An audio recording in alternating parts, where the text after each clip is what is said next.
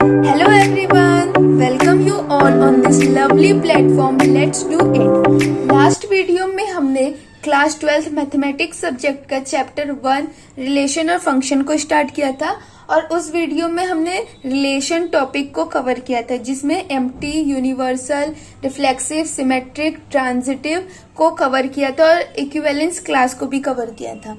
अब इस वीडियो में हम लोग उस वाले टॉपिक को एक बार रिकैप कर लेंगे और आगे बढ़ेंगे। ठीक है, इस वीडियो में हम लोग कुछ फॉर्मूलाज देखेंगे जो पेपर में 1-2 मार्क्स में उससे क्वेश्चंस आ जाते हैं। Let's start it. देख लेते हैं कि लास्ट वीडियो में हमने जो जो टॉपिक्स पढ़े थे उसको एक बार रिकैप कर लेते हैं। देखिए,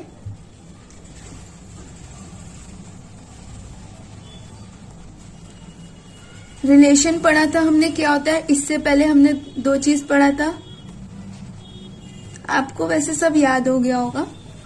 कार्टेशियन प्रोडक्ट क्या होता है, 2 सेट्स का प्रोडक्ट को कार्टेशियन प्रोडक्ट बोलते हैं। सबसेट किसे बोलते हैं, it is called member of family. और फैमिली क्या होता है, सेट क्या होता है, set is a well defined collection of objects. Well defined होना चाहिए, ठीक है। जैसे कोई इन्फिनाइट चीज की बात कर देते हैं उसे सेट नहीं बोलेंगे, कोई वेल डिफाइंड, जैसे कि इस क्लास में 35 स्टूडेंट्स है, इट इज कॉल्ड सेट। ठीक है, तो उसी सेट के मेंबर को बोलते हैं सबसेट। ठीक है, और रिलेशन किसे बोलते हैं, subset of Cartesian product. Okay, इसके बाद हमने पढ़ा था एम्प्टी रिलेशन। एम्प्टी क्या होता है, जो फाई, एम्प्टी मतलब फाई, जब 2 सेट ए और बी में कुछ भी कॉमन नहीं होता उसको एम्प्टी रिलेशन बोलते हैं। यूनिवर्सल रिलेशन किसे बोलते हैं, जब 2 सेट का टोटल हम लेते हैं, 2 सेट को सब टोटल करके एक सेट फॉर्म में लिख देते हैं, उसको बोलते हैं यूनिवर्सल। जैसे ए एक सेट था, यूनियन बी, इसको हम यूनियन से डिनोट करते हैं, इसे यूनियन बोलते हैं, यू से डिनोट करते हैं। और इसे मैंने आपको बताया था इंटरसेक्शन बोलते हैं। तो यूनिवर्सल ए यूनियन बी को बोलते हैं। इसके बाद से हमने एम्प्टी पढ़ लिया था, यूनिवर्सल पढ़ लिया था, उसके बाद रिफ्लेक्सिव और सिमेट्रिक पढ़ा था।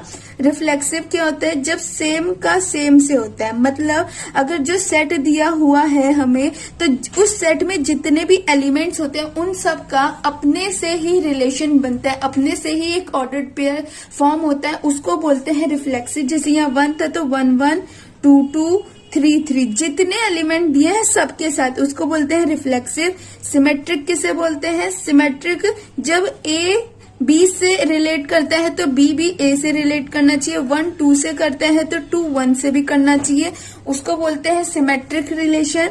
उसके बाद हमने पढ़ा था ट्रांजिटिव। इसमें अब आपको बहुत अच्छे से याद हो गया होगा इफ वाला वर्ड, जिसका मतलब होता है अगर ए और बी रिलेट करते हैं और बी और सी रिलेट करते हैं तो ए और सी भी आपस में रिलेट करेंगे, इसको बोलते हैं ट्रांजिटिव। अगर ये कंडीशन फॉलो नहीं होता है तो वो ट्रांजिटिव कहलाता है। ठीक है, अगर ये नहीं होगा तो वो ट्रांजिटिव होगा, अगर ये होगा तो डेफिनेटली ये होना चाहिए, वरना वो ट्रांजिटिव नहीं कहलाएगा। उसके बाद हमने पढ़ा था इक्विवेलेंस रिलेशन। उसमें क्या पढ़ा था, आरएसटी, मतलब अगर रिफ्लेक्सिव, सिमेट्रिक, ट्रांजिटिव तीनों होगा तो उसे बोलते हैं इक्विवेलेंस रिलेशन। अगर तीनों में से कोई एक भी सेटिस्फाई नहीं होगा तो उसे बोलेंगे इक्विवेलेंस रिलेशन नहीं है। ठीक है, उसके बाद हमने पढ़ा था इक्विवेलेंस क्लास। इक्विवेलेंस क्लास में हमने क्या पढ़ा था, 3 पॉइंट पढ़े थे कि ये किसी एलिमेंट के लिए होता है, इसको हम डिनोट करते हैं ऐसे, और इसको ऐसे पढ़ा जाता है। जैसे बोल दिया कि है इक्विवेलेंस क्लास ऑफ 1, तो 1 का मतलब हो जाएगा 1 का किस किस से रिलेशन हुआ है उसको बोल देते हैं इक्विवेलेंस क्लास। अगर ये 2 और 3 हमने लास्ट क्लास में देखा था एक एग्जांपल जिसमें 1 2 और 3 था, या 2 3 और 4 था, ये 1 इससे जुड़ा हुआ था। अगर बोल देंगे 1 किस किस से रिलेट कर रहा है तो आप क्या बोलोगे, 2 और 3। मैंने बताया था एक आपको स्पेशली नोट की, कभी भी इसको हम ऐसे नहीं लिखते, 1 2 और 1 3 नहीं लिखते, हम इसको कभी भी एक सेट फॉर्म में लिखते हैं, जैसे ऐसे 2 और 3 करके ही लिखने। देख लिया लास्ट क्लास में हमने क्या पढ़ा था, उसका रिकैप कर लिया। अब आगे बढ़ते हैं। देखिए, अब पढ़ते हैं हम कुछ फॉर्मूलाज। सबसे पहले आते हैं नंबर ऑफ सबसेट।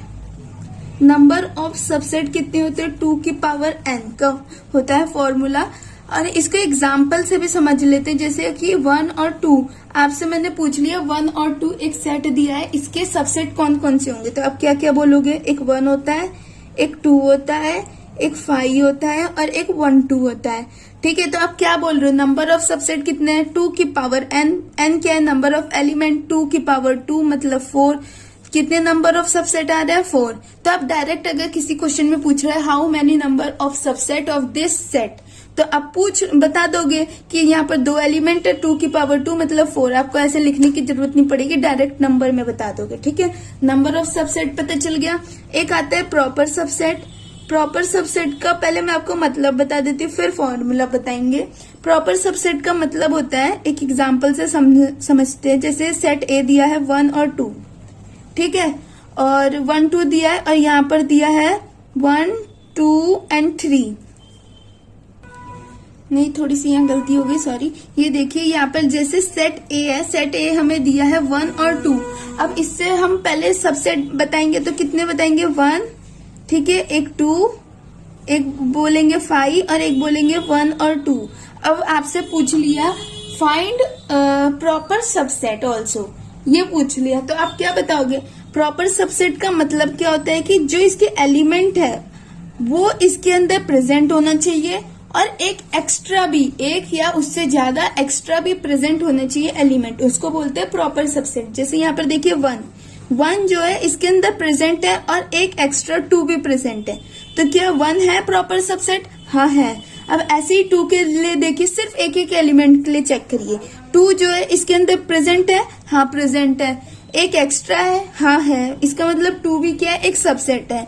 5 मतलब कुछ भी नहीं, तो कुछ भी नहीं तो हमेशा होता है इसके अंदर, और 2 एक्स्ट्रा भी है, इसका मतलब 5 भी क्या है, एक प्रॉपर सबसेट है। लेकिन ये देखिए 1 और 2 ये दोनों कंटेन कर रहा है, कोई एक्स्ट्रा एलिमेंट नहीं है, एक्स्ट्रा होना मस्ट है। ठीक है, तो 1 और 2 क्या है, इसके अंदर प्रेजेंट, लेकिन कोई भी एक्स्ट्रा एलिमेंट नहीं है, इसके लिए ये प्रॉपर सबसेट नहीं होगा। ठीक है, तो इसके प्रॉपर सबसेट हम क्या बोला जाएगा, कौन कौन से, 1 है, 2 है और 5 है।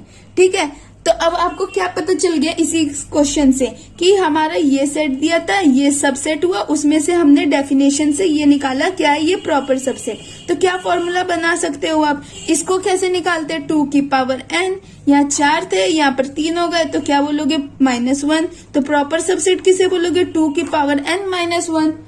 ठीक है, समझ आ गया। प्रॉपर सबसेट का मतलब बस ये होता है कि जो हमें सेट दिया है उसके हम सबसेट निकालें, उस सबसेट में से हम ये देखें हर एक एलिमेंट, अगर हम देख रहे हैं ये वाले सेट में, तो हमें दिख रहा है कि ये वाला एलिमेंट तो इसके अंदर प्रेजेंट है और एक एक्स्ट्रा भी प्रेजेंट है।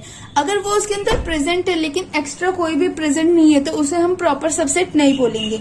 इसलिए 1 जो है ये प्रॉपर सबसेट है, 2 भी है, 5 भी है, लेकिन 1 2 जो है इसमें पूरा कंटेन तो कर रहा है लेकिन कोई भी एक्स्ट्रा नहीं है, इसलिए ये प्रॉपर सबसेट नहीं होगा, नॉर्मल। ठीक है, अब देखो नेक्स्ट फॉर्मूला हो गया, प्रॉपर सबसेट पता चल गया, सबसेट पता चल गया। अब नॉन एम्प्टी क्या होगा, नॉन एम्प्टी मतलब पता ही चल गया, जो एम्प्टी ना हो, खाली ना हो। खाली कौन सा होता है, एक नल सेट, नल सेट होता है, या फिर वॉइड बोल सकते हैं, कुछ भी। तो इसको एक हटा दो, टोटल सबसेट में से एक को हटाएंगे, मतलब ये हो जाएगा हमारा नॉन एम्प्टी सबसेट। ठीक है, तो इसको बोलते हैं non empty subset. Proper subset, non empty subset और नंबर ऑफ सबसेट हमें पता चल गया। अब देखो, अगर मैं ये बोल दूं कि ऐसा सबसेट बताओ जो प्रॉपर सबसेट भी हो, नॉन एम्प्टी सबसेट भी हो, तो आप क्या बताओगे। आप बोल दोगे कि जैसे कि 2 की पावर n तो प्रॉपर सबसेट का फॉर्मूला होता है, 2 की पावर n तो -1 ये नॉन एम्प्टी सबसेट का होता है। यहाँ पर -1 क्या हो रहा होता है, ऐसा सबसेट जो कि पूरा प्रेजेंट है सेट के अंदर लेकिन एक्स्ट्रा प्रेजेंट नहीं है, मतलब ऐसा हम माइनस कर रहे हैं जो कि प्रॉपर सबसेट है ही नहीं, तो उसको माइनस कर रहे होते हैं। और यहाँ पर कौन सा माइनस कर रहे होते हैं, ऐसा सेट जो कि नॉन एम्प्टी होता है। ठीक है, मतलब हमें बताना है नॉन एम्प्टी, तो ऐसा सबसेट माइनस कर रहे हैं जो एम्प्टी है, मतलब नल को हम माइनस कर रहे हैं। ठीक है, तो ये हो गया। अब मैं ऐसा ही बोल दूं, अभी मैंने बोला नॉन एम्प्टी भी होना चाहिए और नॉन सबसेट भी होना चाहिए, तो तुम लोग क्या बोल दोगे, 2 की पावर n में से 2 माइनस कर दो, एक इसमें से होगा 5 वाला और एक होगा टोटल वाला। ठीक है, तो आप बता दोगे ऐसे। अब देखो एक बार मैं ये तीनों चारों चीज बता देती हूँ वापस से। मैंने आपको बताया नंबर ऑफ सबसेट कैसे बताते हैं, नंबर ऑफ सबसेट बताते हैं हम 2 की पावर n, प्रॉपर सबसेट बताते हैं हम 2 की power n minus 1, number of empty subset बताते हैं 2 की पावर n माइनस 1, और अगर मैं बोल दूं नॉन एम्प्टी भी हो प्रॉपर और प्रॉपर भी हो, नॉन एम्प्टी और प्रॉपर दोनों हो तो क्या बोल देंगे 2 की पावर n माइनस 2। ठीक है, ये 4 फॉर्मूले से आप डायरेक्ट मतलब आप समझ के निकाल सकते हैं, लेकिन अगर आपको 1 मार्क्स के लिए आपको जल्दी करना है तो आप डायरेक्ट फॉर्मूला याद करिए। ठीक है, जल्दी सॉल्व हो जाएगा। जैसे आप समझ गए होंगे क्या होता है, सबसेट होता है कि नंबर ऑफ सबसेट के लिए 2 की पावर n, प्रॉपर सबसेट की ऐसा एलिमेंट जब उस सेट में प्रेजेंट तो हो लेकिन उसके अलावा भी प्रेजेंट हो उसको प्रॉपर सबसेट बोलेंगे। नॉन एम्प्टी उसे बोलेंगे जो खाली ना हो, एम्प्टी ना हो, नल ना हो तो उसे बोलेंगे नॉन एम्प्टी। और नॉन एम्प्टी और प्रॉपर दोनों हो ऐसा क्या होता है 2 की पावर n माइनस 2। ठीक है, ये भी हटा दो, नल वाला भी और ये टोटल वाला भी हटा दो। इसमें हम लोग टोटल वाला हटाते क्योंकि टोटल तो इसमें पूरा प्रेजेंट रहता है, एक भी एक्स्ट्रा प्रेजेंट नहीं होता इसलिए। ठीक है, अब आगे बढ़ते हैं हम।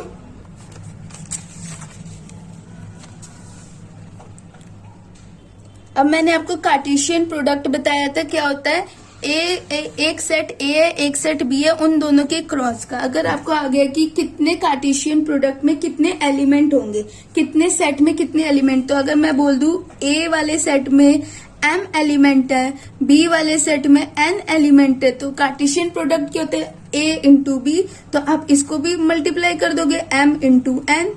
ठीक है, अब इसके एग्जाम्पल देखो, जैसे लिखा है 1 2 3।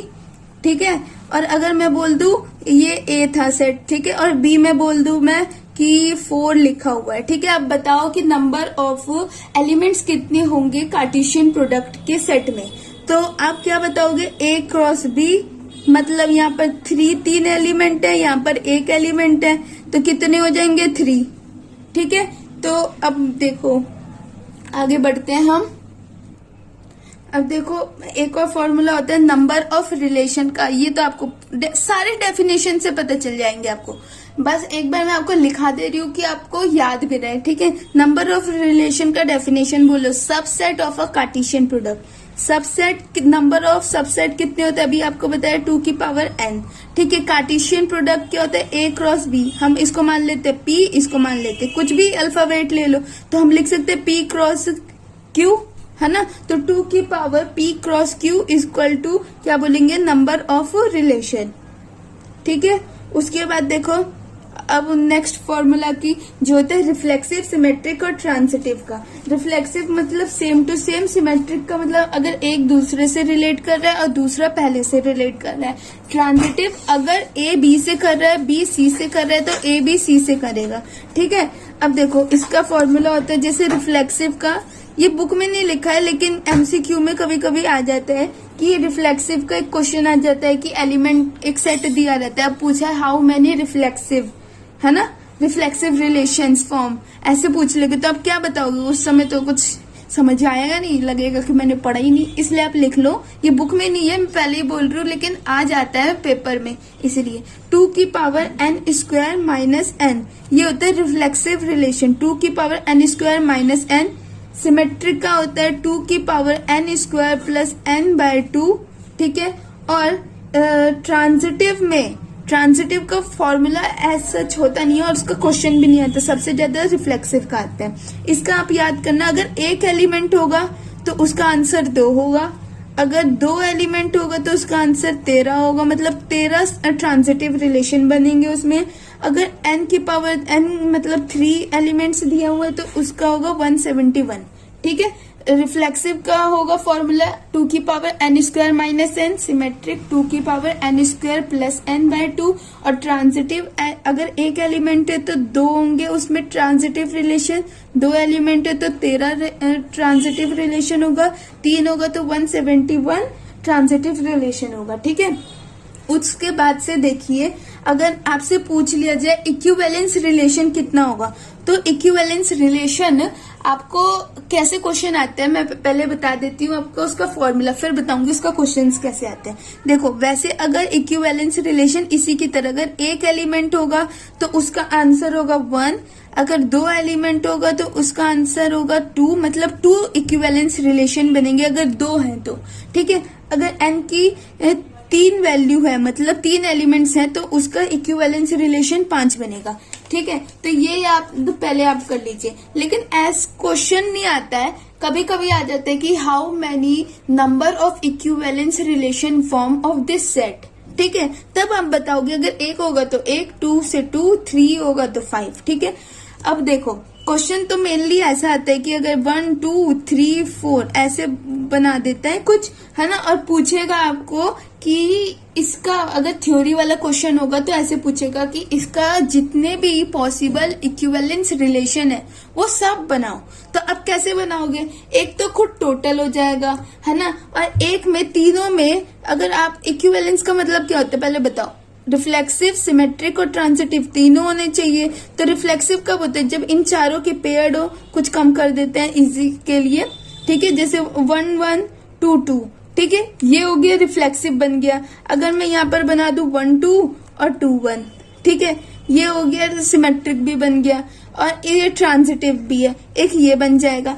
ऐसे ही आप दूसरे एग्जाम्पल में क्या करोगे, मैंने पहले ही, अभी आप पहले इससे चेक भी कर सकते हो, 2 एलिमेंट है तो कितने बनेंगे, 2 बनने चाहिए, तो एक ये बन गया। दूसरा क्या बन सकता है, एक 1, 1 और 2, 2। रिफ्लेक्सिव तो सब में होना चाहिए। और ट्रांजिटिव के लिए देखते हैं हम, तो हम ट्रांजिटिव के लिए और क्या देख सकते हैं, जैसे कि बताओ, जैसे कि ये टोटल खुद ही एक ऐसे, ये भी तो है, ठीक है, एक ये हो जाएगा, एक ये हो जाएगा, 2 बन गए, तो एक ये वाला बन गया, एक ये, इसके अलावा तो इक्विवेलेंस रिलेशन और कोई नहीं बनेगा। तो आपको क्वेश्चन ऐसे आते हैं थ्योरी वाले में, और कभी कभी ये पूछ लेते हैं कि नंबर ऑफ इक्विवेलेंस रिलेशन बताओ, तब आप ये याद करो, जल्दी से ऐसे बना क्यों रहे हो, ये याद कर लो, एक एलिमेंट होगा तो एक इक्विवेलेंस रिलेशन होगा, 2 तो 2, 3 तो 5, ठीक है।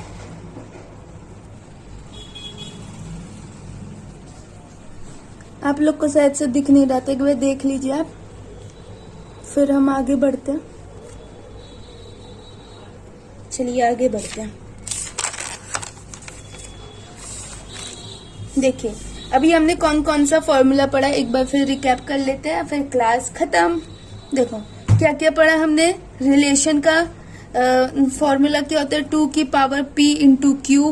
पी क्यू क्या होता है, कार्टेशियन प्रोडक्ट, मैंने आपको पहले ही बता दिया है। अगर मतलब पी क्यू मतलब ए और क्रॉस बी को बोलते हैं। अगर नंबर ऑफ कार्टेशियन प्रोडक्ट के एलिमेंट पूछा जाए तो जितने ए में एलिमेंट होंगे जितने बी में, उन दोनों का क्रॉस कर देना, उसको सब सेट के फॉर्म में डाल देना, वो हो जाएगा number of Cartesian products element, ठीक है। उसके बाद से अगर सबसेट आया, नंबर ऑफ सबसेट कितने हैं तो आप बता दोगे 2 की पावर n। प्रॉपर सबसेट क्या होता है, 2 की पावर n माइनस 1, बड़े वाला जो सबसे बड़ा वाला होता है, जैसे 1, 2 था तो 1, 2 जो हम एक लिखते हैं सबसेट में, उसको छोड़ के सारा प्रॉपर सेट होता है, ठीक है। अगर पूछ लिए नॉन एम्प्टी, तो जो खाली ना हो, तो नल सेट को छोड़ के सारा होता है, तो 2 की पावर n माइनस 1। अगर बोल दिया नॉन एम्प्टी और प्रॉपर दोनों होना चाहिए, तो 2 की पावर n माइनस 2, ठीक है। नॉन एम्प्टी भी होना चाहिए और प्रॉपर भी होना चाहिए। और इसके बाद हमने पढ़ा रिफ्लेक्सिव का क्या होता है, रिफ्लेक्सिव का होता है 2 की power n square minus n। Symmetric का क्या होता है, 2 की power n square plus n by 2।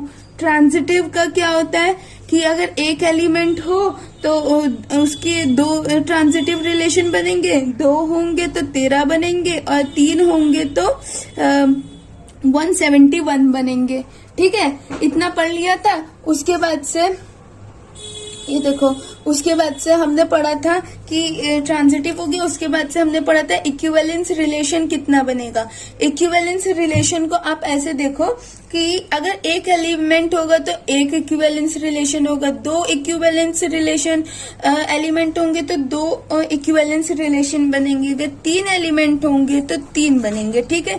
और वैसे अगर थ्योरी में आ जाता है कि नंबर ऑफ इक्विवेलेंस रिलेशन बताओ तो ऐसे बताना है, और अगर थ्योरी में ही अगर आपको फॉर्म करने के लिए आ जाता है कि जितने भी बनने हैं तो वो बताओ, तो अब पहले ये चेक कर लो, ठीक है। अगर एक होगा तो एक ही बनेगा, और फिर सोचो, और सोचना भी कैसे, एक होता है टोटल, टोटल मतलब सिर्फ रिफ्लेक्सिव वाला, ठीक है, जैसे जितने भी एलिमेंट दिए एक सिर्फ वही। दूसरा क्या होगा, ये, और दूसरे जैसे कि दूसरा आपको ये हो गया पहला, ठीक है। दूसरा बनाना है तो रिफ्लेक्सिव तो होना चाहिए, तो जितने एलिमेंट है वो लिख दो, और फिर जो ऑर्डर्ड पेयर बना के देखो, दो ले लो बस, सिमेट्रिक बन जाएगा तो वो जितने भी सिमेट्रिक ये सब हो जाएगा ट्रांजिटिव, जितने भी अलग अलग पेयर हो जाएंगे वो सिमेट्रिक भी होगा ट्रांजिटिव भी होगा, ठीक है। चलिए आपका यहाँ पर ये लेक्चर खत्म होता है। I hope you understand, and if you have any queries regarding this topic, please put comments, okay। और कोई गलती हो गया होगा तो उसके लिए सॉरी, और कमेंट्स में अगर कोई भी इम्प्रूवमेंट के लिए चाहिए होगा कुछ भी चीज तो आप प्लीज कमेंट में बताइएगा। चलिए ओके, बाय, थैंक यू।